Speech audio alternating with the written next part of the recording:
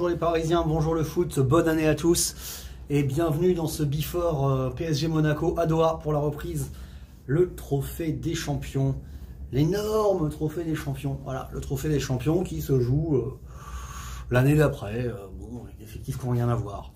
Alors petite parenthèse sur le trophée des champions, déjà c'est un nom à la con, quoi. Trophée des champions. Il n'y a qu'en France qu'on trouve des noms à la con comme ça.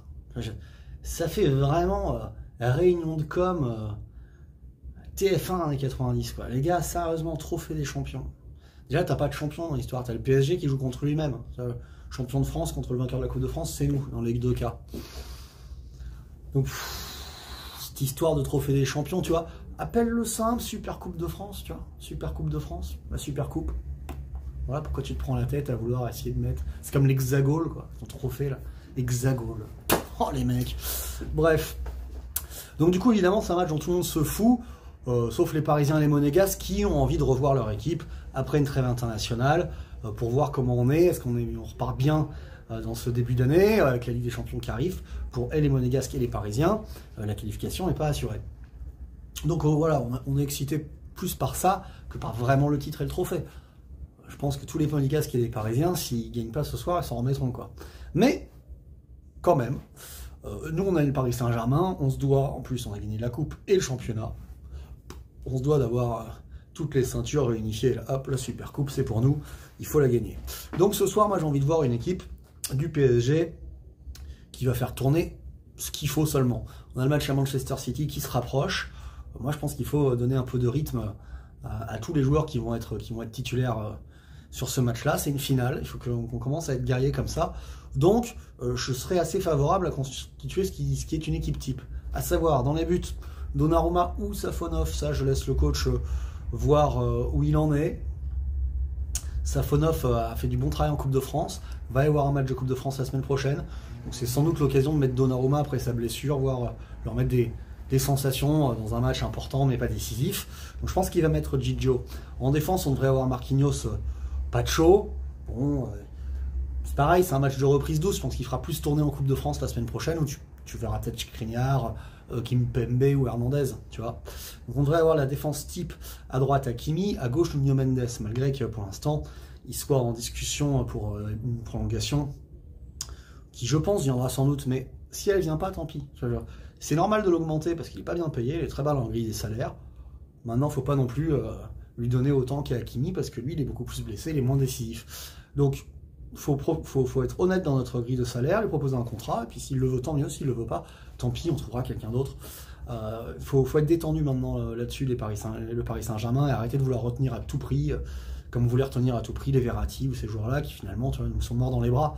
Avec le recul, si Neymar était retourné à Barcelone à la fin août, et que Verratti était parti, il était 2 ans avant, bah peut-être que on aurait pu vendre aussi comme ça Marquinhos, Thiago Silva, au lieu de se taper toutes ces fins de contrat et ces choses qui ont servi à rien.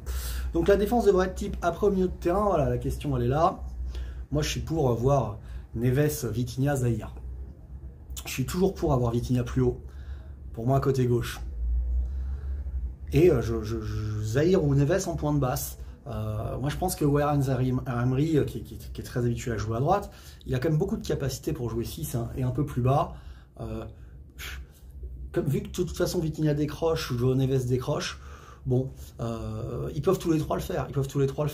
La question c'est à quelle intensité on va vouloir presser. C'est vrai que Zahir Emery plus haut, c'est lui qui presse le mieux avec João Neves. João Neves, comme ça, ils sont plus agressifs que Vitinha, qui est un peu plus lent. Mais Vitinha a une meilleure capacité de frappe que Zahir Emery. C'est comme celui qui est le plus doué des trois dans cet exercice-là, mais si les deux autres sont intéressants. En tout cas, eux, c'est notre milieu de terrain type. Il nous manque quelqu'un dans ce mercato qu'il faut aller chercher là. Je pense qu'il y a moyen qu'ils nous mettent quand même en rise. En tout cas, il rentrera, il fera partie de l'équation. On n'a toujours pas vu Lee dans ce milieu de terrain-là. Moi, j'aimerais bien le voir au milieu de terrain, parce que sur le côté, on voit que ça sert à rien. Qu'en 9,5, il pèse pas assez, alors que point de droite ou point de gauche, pour quand même son jeu de pied intéressant sur coup de pied arrêté, mais aussi sur la passe, et même une capacité de frappe. J'aimerais le voir dans le milieu de terrain à 3, au moins dans un des deux matchs là, pour voir ce qu'il peut donner. Devant, Dembélé, Doué ou Ramos, Barcola, c'est ça les joueurs. Là, clairement, il nous faut une recrue parce qu'on a vu que Asensio, ça le faisait pas, ça le faisait plus, que le petit Mbaye est encore trop jeune, comme Mayoulou au milieu de terrain, trop jeune. Je pense qu'Mbaye et Mayoulou serait bien de les prêter. Pour pouvoir les prêter, il faudrait avoir recruté. Pour l'instant, on aura aussi Randall, qui fera peut-être un petit bout de match là pour essayer de le montrer. Je sais pas. Mais en tout cas, je pense que moi je commencerai comme on a tapé Monaco la dernière fois, c'est-à-dire avec Doué, en 9,5. Il est en forme en ce moment, et Ramos en joker, tous les deux dans des rôles où ils sont bien en ce moment, bien mentalement. Après, si tu fais l'inverse, ça me choque pas non plus. Par contre, Dembélé à droite, Barcola à gauche, j'aimerais que ça permute un peu plus. Moi, j'ai déjà dit plusieurs fois que le problème d'efficacité de Dembélé, c'est qu'il se retrouve beaucoup à devoir frapper sur son pied gauche ou dans son pied droit dans des angles très fermés, que naturellement c'est quand même son meilleur pied pour frapper, et que peut-être qu'en repiquant avec un Nuno Mendes qui loupe sur sa gauche, lui en repiquant de temps en temps, il arrivera à faire quelque chose de son pied droit. Je veux bien le tester là ou en Coupe de France. Et Barcola de l'autre côté, qui jouait côté droit aussi à Lyon, il est capable de centrer, il est moins en confiance en ce moment, et pour aussi se retrouver sur quelques basiques comme ça. Ça serait intéressant, pas forcément qu'il soit figé, mais qu'il permute. En plus, ça me semble être dans l'idée de Luis Enrique, qui veut installer toujours du doute dans l'adversaire, ce qui va faire jouer Dembélé à gauche, à droite, dans l'axe, Donc ça serait intéressant de voir au moins une mi-temps en permutation comme ça, voilà. Et de voir ce que ça donne. Gagner, bien sûr, c'est ça qu'on vient voir ce soir, les Parisiens. On aura une victoire, les mecs. Il n'est pas question d'autre chose, mais on a aussi envie de voir une manière qui se met en place, qui confirme que contre une bonne équipe comme Monaco, plus ou moins à domicile, parce que là on joue comme chez nous, et ben on est les maîtres, on est les meilleurs, et que ça nous mette en confiance avant de jouer City, qui se reprend. On a vu, City, ça y est, 2 matchs de victoire, ils sont repartis, c'est normal, c'est un gros club, ça pouvait pas durer autant de temps quand à les joueurs qu'ils ont.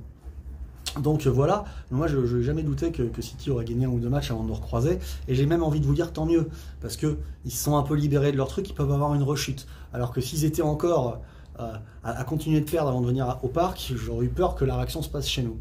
Donc voilà, écoutez, on verra tout ça, on en débrief après le match. Moi je suis un peu malade, j'ai vu ma gueule là-bas, j'ai les yeux... ça va être dur de regarder le match ce soir, tu vois. Donc les gars, faites-nous une petite victoire pour que j'y prenne plaisir. Allez, bonne année à tous, ciao!